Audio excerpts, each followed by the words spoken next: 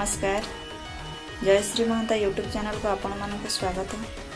मु आज थेपला बनवाई जाऊँगी आपण मानक शिखेबी निश्चय देखिए आउ करिकी कमेंट बॉक्स रे जणेबे केमती हेजी बोली। तेल तापर एटा जीरा गुंड, एटा गरम मसला, एटा हळदी गुंड, एटा लुण स्वाद अनुसार लुण देबी। तापर एटा सुखला मेथी पत्र नेछि, एटा घिओ नेछि, एटा दही नेछि, एटा अटा, एटा बेसन नेछि। आउ तापर गळिया पय एटा पेस्ट नेछि अदा रसुण पियाज ताकू लंका भी मिसेकी भी पेस्ट कर देछि। मु एटी आपण देखि पारथे मु अटा को आ बेसन को दे देली। एबे मु अदा रसुण पेस्ट दे देबी।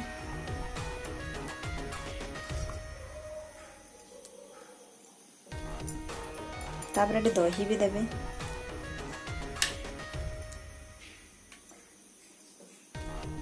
एमिति सबू मसला जते मु रखी ताकू सबू मसला देकी मु गळै दउछि।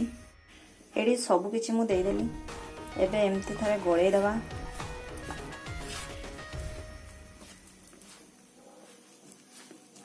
देखंतु मु भलो भाबरे गळै देछि।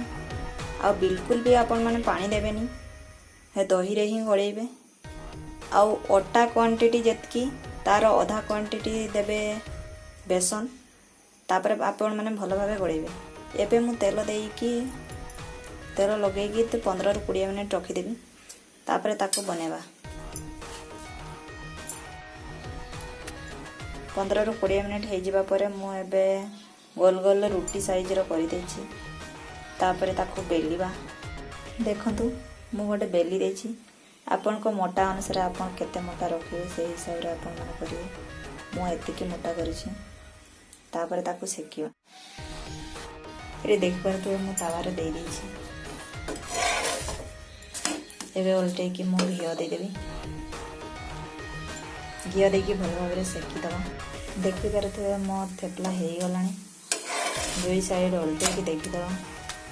देखंतु हे जाइछि।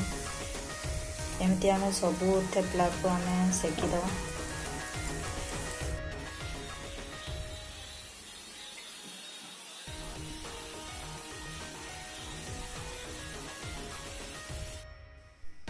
थेपला मो रेडी हो गलानी। आपण मानकु जदि ए रेसिपी भल लागुथिबो ताले लाइक कमेंट एंड सब्सक्राइब कर देबे। नमस्कार।